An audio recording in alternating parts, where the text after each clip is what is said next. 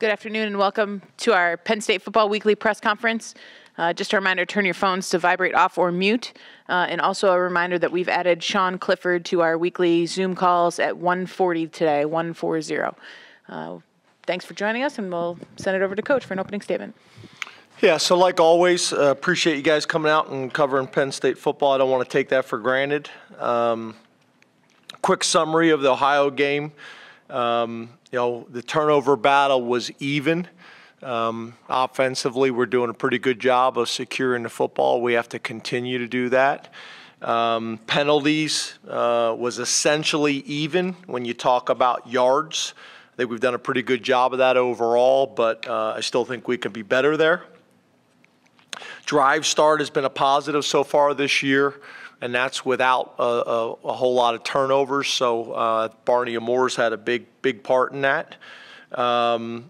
Sack battle is an area, obviously, we got to get better.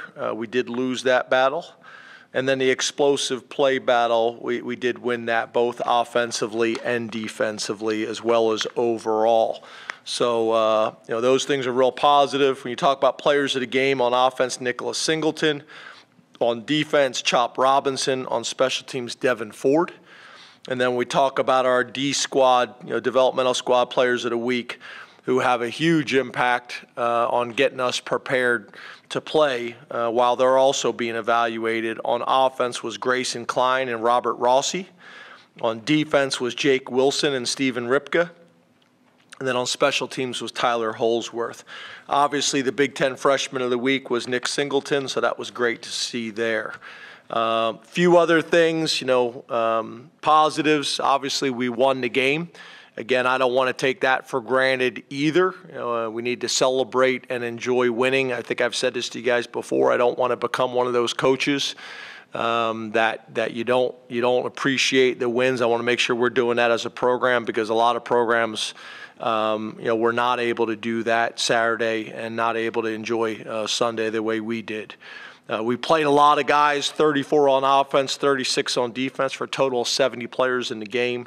Obviously, opportunities for growth on offense, third down, and on defense, just being more disruptive when we talk about tackles for lost sacks and turnovers. On special teams, punting, the times that we've punted, that's been a real positive for us. And then kickoff return, we need to be better, and PAT, field goal protection and production overall. So that's Ohio. Getting into Auburn just briefly. Obviously got a ton of respect for that program as well as that conference. Obviously, I got some familiarity. Been a head coach in that conference for 3 years. I've known Brian Harsin, for a long time, more from a distance, respecting his career, what he did at Auburn as well as other places.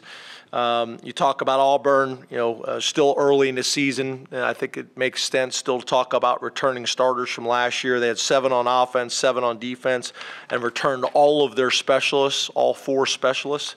So I have an experienced team coming back. Their offensive coordinator, Eric Kiesel, I've known for a long time. Brian is back, kind of in a position where most of his relationships and history with his coaching staff, for the most part now, his most trusted assistants are all guys that he's got history with. And Eric Kiesel running the offense for him. Guys that we've been impressed with is obviously Tank Bigsby, but you could even mention, their backs in general. Their wide receiver, number 6, Javarius Johnson, guy that can really run a 10-300 meter guy. And then obviously the change of pace quarterback, Robbie Ashford, who we recruited out of high school, who obviously is an explosive athlete. Defensively, Jeff Schmedding, again, back to a guy that was Coach Harsin's defensive coordinator when they were at Boise, so spent a lot of time going back and studying their tape and what they did defensively at Boise, as well as what they've done in the first 2 games. And then guys we've been impressed with, their defensive tackle, number 25, Colby Wooden, their DN, number 29, Derek Hall, their will linebacker, number 13, Cam Riley, and then their Sam/strong safety, Donovan Kaufman, number 1. guys that stand out. Their front, obviously, defensively is, I think, the thing that really stands out to us. And then on special teams, Rock Bellantoni, his first year taking over as a special teams coordinator, so most of our stuff is based on what they've done this year. Our studies on their special teams. Their kick returner, number 27, who's also the backup tailback, is from Philadelphia, Mississippi, just to be clear, not Philadelphia, Pennsylvania. Their punt returner, number 6, Javarius Johnson, who we've already talked about. And then their punter, number 91, Oscar Chapman, is an Australian punter who does a nice job for them. So it's going to be a challenge. Obviously, this is their orange out. We've kind of listened to all their press conferences and watched all those types of things. Talked to a lot of people that have played there and been a part of that environment. I've been there before as well, and played there before. So getting our players prepared for what that's going to look like and what that's going to be. So open up the questions. First question will go to Frank Bodani, and then we'll go to Donnie Collins. Hey, good afternoon, Coach. Hey, Frank. Could you guys turn that up, please? Can you hear me okay? Yes, sir. Okay, great. Drew Allar, can you talk to me just a little bit about the progress he's made since spring, maybe even since the beginning of camp? How drastic has it been? What does that say about him going forward? Yeah, it's spring ball is invaluable for these guys that are able to come early. Obviously, if it makes sense for them, both from an academic perspective as well as just from a maturity standpoint. So having him here early, as well as our other quarterbacks, to learn the system, to study the system, to get comfortable, to get familiar, so they have a chance to truly compete. But obviously, we all knew that he had the physical traits and skills to be successful. But I think he's done a really good job of how to prepare, how to study the game. And I think Sean's had, a big impact on that as well. Obviously, Coach Yursich. But he's done a nice job. And I think he's already at a point where the game is slowed down to him a little bit, where he's able to anticipate what's going to happen from a coverage perspective or from a pressure perspective. And he's doing some nice things that we've been able to build on, and we're going to need to continue to build on. I thought we did a good job of getting all 4 of those guys reps in the spring and then early in camp. And now, obviously, once we made the decision to move him to the number 2 spot, his rep count has obviously increased, which is important and valuable. And then, obviously, him being able to get reps in the first 2 games for different reasons, but has been valuable as well. So still got a lot of areas, a lot of room for growth, which is exciting. But obviously, he's doing some really good things. Donnie Collins, Scranton Times-Tribune, then Rich Scarcella. How are you, James? Hey, Donnie. Hey, how do you prepare for a tough environment? Is that easier thought of than actually accomplished? And how do you compare what you see at Jordan-Hare to what you see at the Big Ten or anywhere else in the SEC, since you've done it a lot? Yeah, I think it's going to be similar to some of the better environments in the country. There's no doubt about it. Obviously, they take a ton of pride in their program and their university and their community, and obviously football is really important there, and in that region of the country. So we know it's going to be challenging and got a ton of respect for it, but we didn't wait until this week to get started with it. We did it during training camp, but we really did it last week. The guys were looking at me like I was crazy, the staff and the players, like, we went all silent count all last week in practice with, as everybody knows, with the music as loud as possible. And everybody's like, well, we're at home this week. Well, obviously, we were starting our preparation a week ahead for that without telling anybody that's what we were doing. But we'll show them some pictures of what the locker room will look like, what the stadium will look like. We'll show some videos. Obviously the War Eagle before the game. The band, the scoreboard side of the end zone has been problematic. You watch, obviously, San Jose State last week. They were able to get down into the low red zone and I think had 3 penalties in a row that knocked them out of there. So it's going to be challenging, and we're going to try to prepare for it the best we possibly can. But at the end of the day, we still have to go out and execute it. So, and that's not just with, our starters. That's with whoever could possibly be in the game. Rich Scarcella, Reading Eagle, then Mark Wigginrich. Hey, Rich. Hi, James. How are you today? Good. How are you? I'm good. Thanks. How would you assess your run defense and your linebacker play through the first two games, knowing that you haven't really faced a team that's a run-oriented team, and also with Auburn being a run-oriented team? Yeah, I think your point is a good one. It's hard to get a true evaluation on that. Obviously, when you just talk about, disruption plays like tackles for loss and sacks and things like that, I think going into the year we knew that linebacker, we had questions there in terms of just returning experience. But again, we've been able to get those guys a ton of reps. They're getting better every single day. Again, I still am a huge believer that it starts up front, with our defensive line and setting the tone, especially when you still have some inexperience behind them. It helps and takes some of the pressure off of those guys. But this is going to be a challenge. There's no doubt about it. You make a mistake against this crew, and it has a chance to cost you. They got some guys that you watch on tape, and obviously guys that can make big plays. So we're going to have to be sound.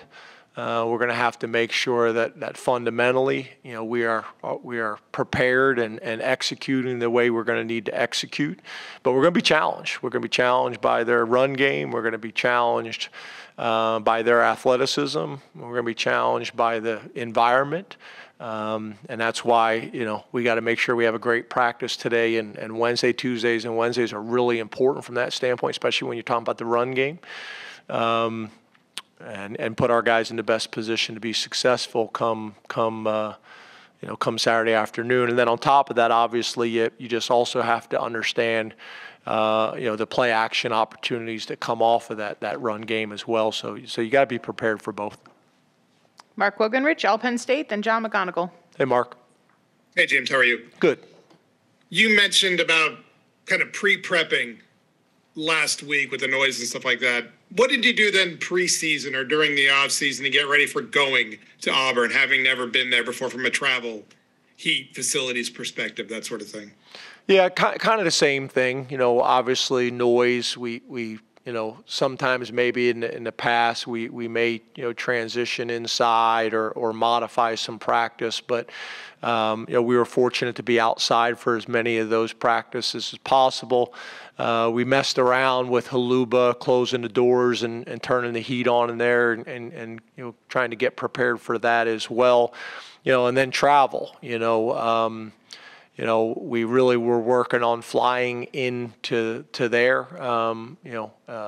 But that wasn't able to get done. So flights, are challenging. Hotels are challenging. Our hotel's about an hour from campus. I actually think they used to stay an hour from campus as well as the home team. So there's some things that we're going to talk to the team about today just to be prepared for. But we got a plan for it. But it is a little bit different than the way we normally operate. That's why I'll tell them today and go through those things. Kevin Threlkill will go through them at the end of practice, just so our guys, I don't want them ever to be caught off guard on Saturday afternoon, that they're prepared for what those types of things are going to be.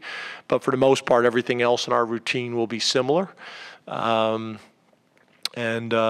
We'll be as prepared as we possibly can be, for the environment. But once again, at the end of the day, you still got to be able to go execute, at the moment and at the time. John McGonigal, Penn Live, then Ben Jones. Yeah, James. Sean talked after the game a lot about the importance of yards after the catch in this offense. In the offseason, did you see an improvement or extra focus in that area? And I guess, is that an area you've been pleased with so far through two games? Yeah, I wouldn't say any more so than other times. But obviously, when you talk about that, that's that's recruiting and development in terms of strength and athleticism to break tackles or, to be able to run by people. And then obviously the other thing is accuracy at the quarterback position. If that ball is thrown in stride and away from the defender, you're encouraging, run after the catch. The fundamentals and ball security of being able to catch the ball cleanly and confidently. I think Parker Washington's a great example of that, a guy that can make the tough catch, with still being able to transition or not even slow down to catch it, be able to reach back and contort his body into positions to catch the ball. So catch radius and ball skills make guys faster than they actually are. So all those things we try to emphasize as much as we possibly can. I know those guys spend a lot of time working on it in the summer, but I wouldn't necessarily say any more or any less than what we've done in the past. Ben Jones, statecollege.com, then Mike Gross. Hey, Ben. Hey, James. How's it going? Good. You go back to Trace and Sean. Neither of them had played a lot of football for you before they were named starters. Obviously, they had some game experience because of circumstances.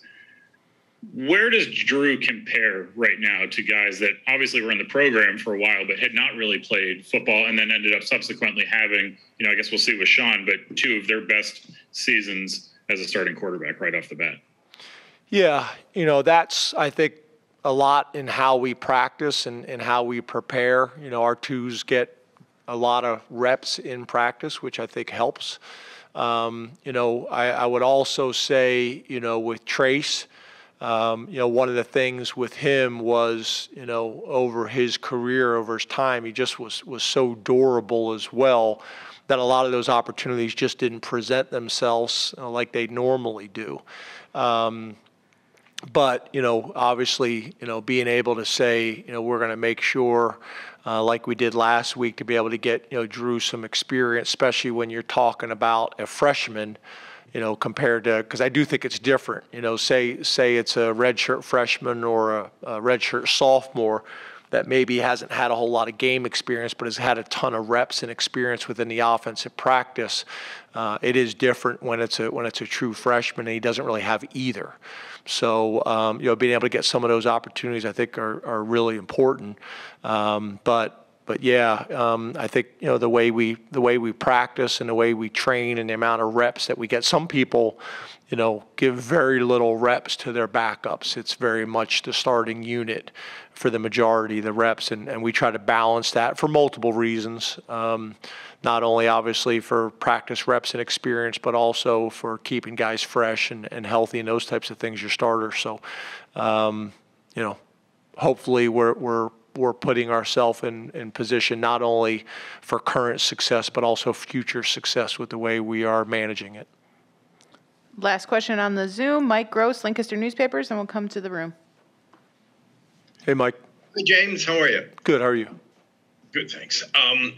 After Purdue, you said that that wasn't really a middle linebacker's kind of game. That wasn't really an interior lineman's kind of game, obviously because of the way they play.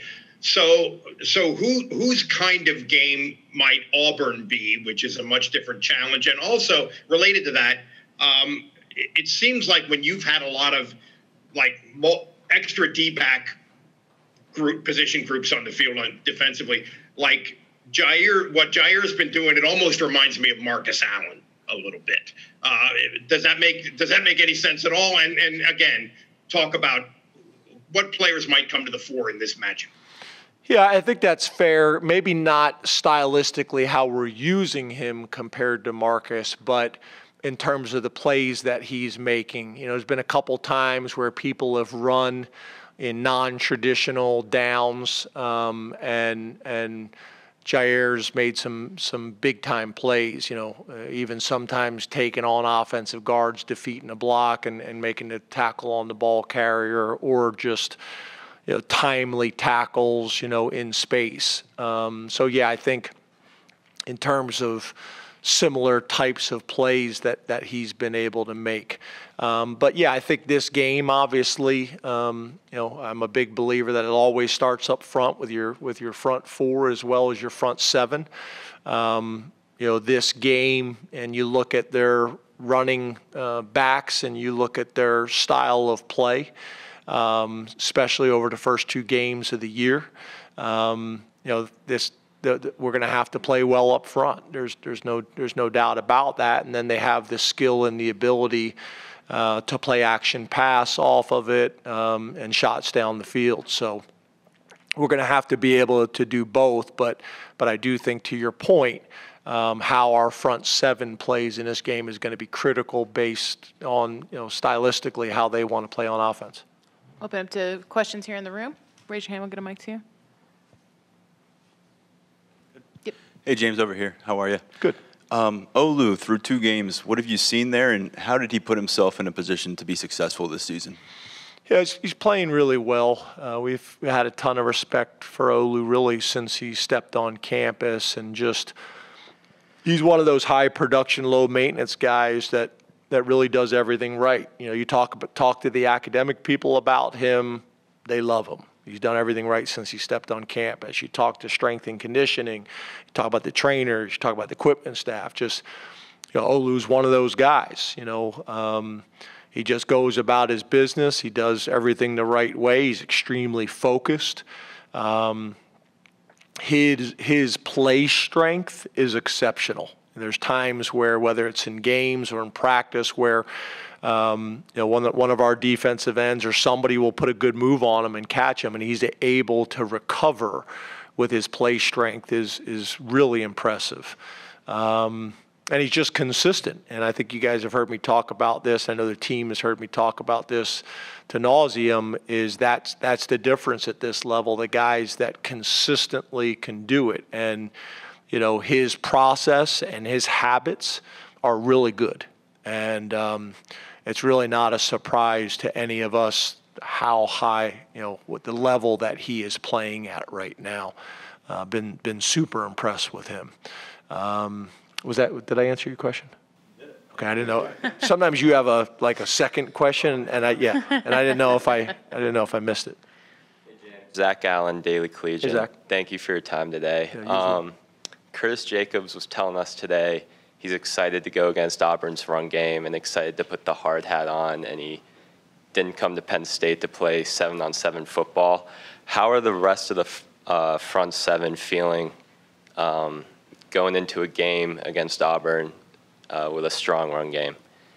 It's interesting that Curtis said that, because when we recruited him, his dad, we had a bunch of heated arguments that he was a wide receiver. So it's interesting, that this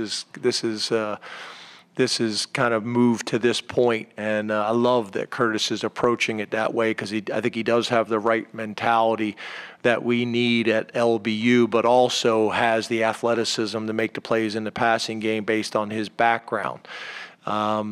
He's kind of the total package, and I think he's been playing really well. I thought last week played really well.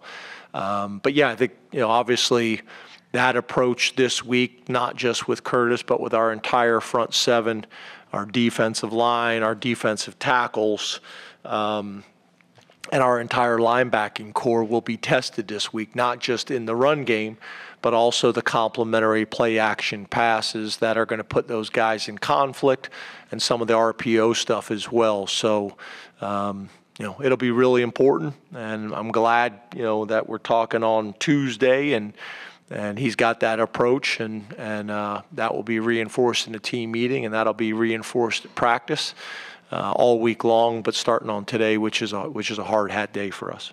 Daniel? Afternoon, James. Staying on the linebackers. Last week, you sounded like you wanted to get Abdul Carter a lot of playing time on Saturday after how the first game went. How do you think he fared in that extended time? Yeah, I thought it was really important for him. He flashed and did some really good things. He has the ability to find the ball in traffic. He's one of our more explosive guys. All the catapult numbers and things like that tell you that. What he's done on special teams. Obviously, not getting more reps in that game one was not ideal. but obviously there's enough to build on right now, and I know he's gaining more and more confidence, and I know Manny's gaining more and more confidence in him as well, so that he can literally go out and use all those skills that he has with less thinking, which will make him even more a violent and fast player with less thinking that he has to do as a true freshman. Oh. Hey, James, how are you? Good, how are you? Good. 2 games into the season, Adisa Isaac, he's back on the field after the injury. How is he progressing, and what are you seeing from him confidence-wise?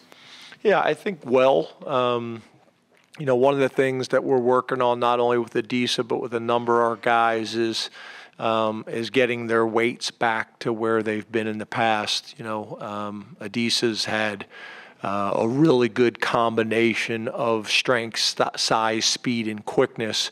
And that's probably the one area that we still haven't gotten completely back to is the size component. He's a few pounds. I mean, nothing significant, but he's a few pounds down, which I think will help him not only in this game, but as the season goes on, and from a durability standpoint and just the wear and tear in big time college football.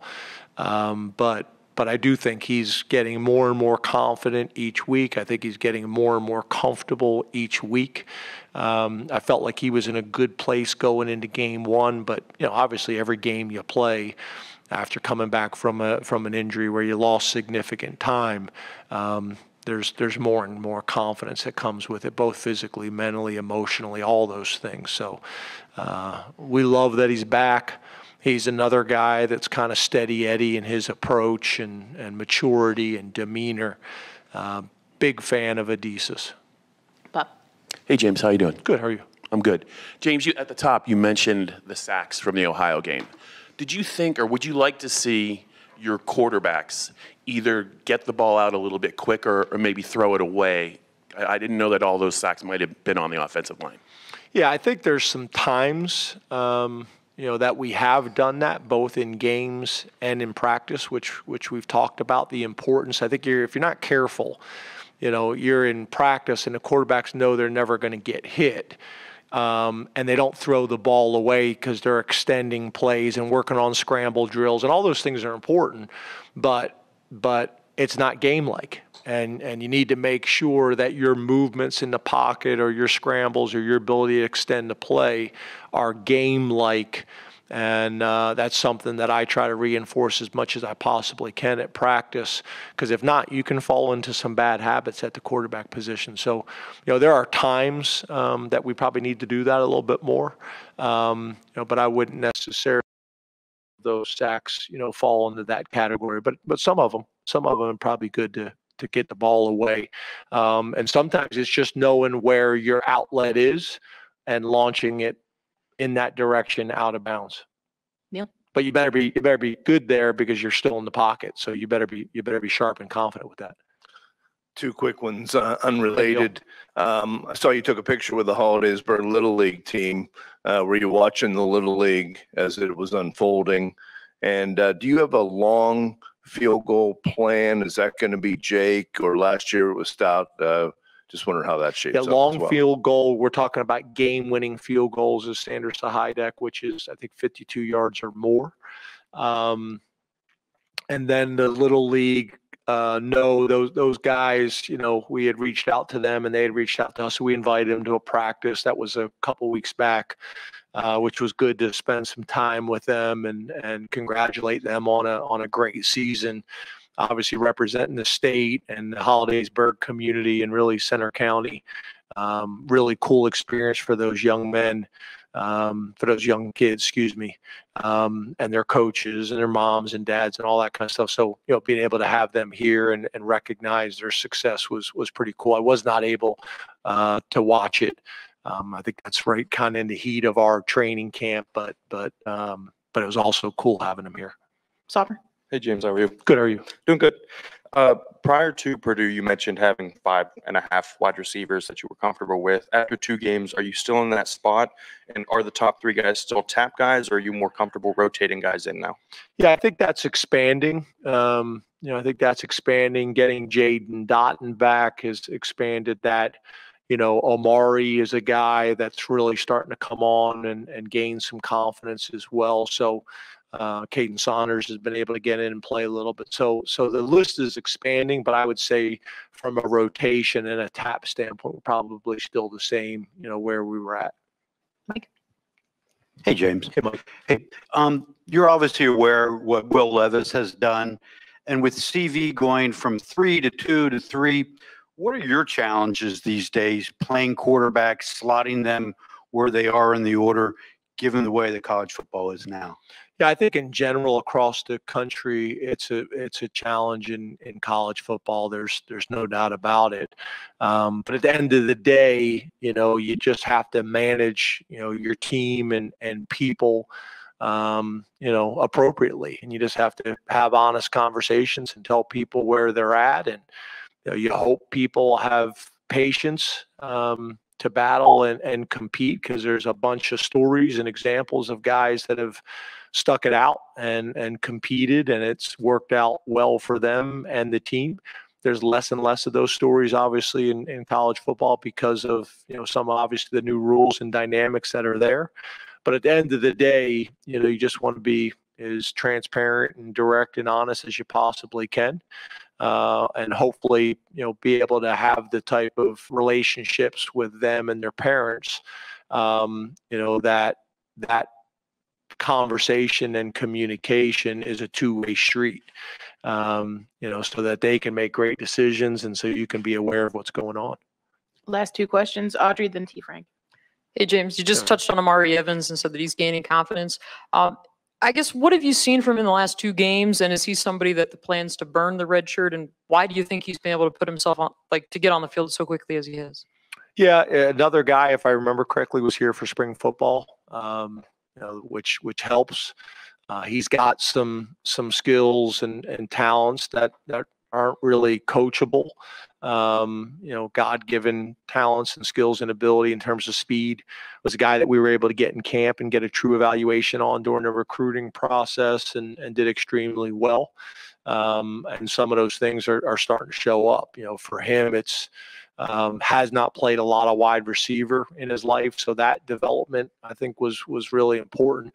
But more than anything, it's knowing the system inside and out, understanding defenses, and then being able to get in the weight room to get strong enough to develop the size that he was going to need to, because speed was never going to be an issue for him. It was all about strength and wide receiver fundamentals and techniques, and understanding defenses, strengths, weaknesses, and how we want to attack on those types of things, voids and zones, and how to change and modify routes based on man coverage. So obviously getting on the field and then having some success helps, because that field experience, in Beaver Stadium or on the road, when you have success, it usually has the ability to magnify and speed up a kid's maturity and developmental from a football perspective. So hopefully that will continue. T. Frank? Hey, James, back here. Hey, T. How you doing? Good. I guess we're going to be sticking with the wide receivers here to end. When you're talking about that group outside of your top 2, and the players that are coming in and out, how much is speed something you're looking for? And how, I guess, would you look at that group as a whole and assess the speed of your receivers? Yeah, I think we have gotten faster, this year, maybe compared to previous years. And when I say that, I'm talking about, the unit from top to bottom, the entire unit. I do think we are faster. I do think we have, more consistency from top to bottom in terms of ball skills, and fundamentals and techniques, and just natural ball skills. So that helps. I think there's more true competition, through the entire unit as well. But yeah, speed's always something. Obviously, if you can have guys that can go 80 and take the top off the coverage and beat one-on-ones, there's a lot of ways to do that, but obviously speed's a big part of it. So we try to recruit it as much as we possibly can in this region of the country. The numbers of those types of guys compared to maybe some other areas of the country. But it's something that's where camp is really important to get true evaluations on guys, true times. And we've been fortunate to be able to do that, more times than not. Thank you very much, Coach. Thanks, guys. Again, just a reminder, Sean Clifford will be on at 1:40 on the Zoom.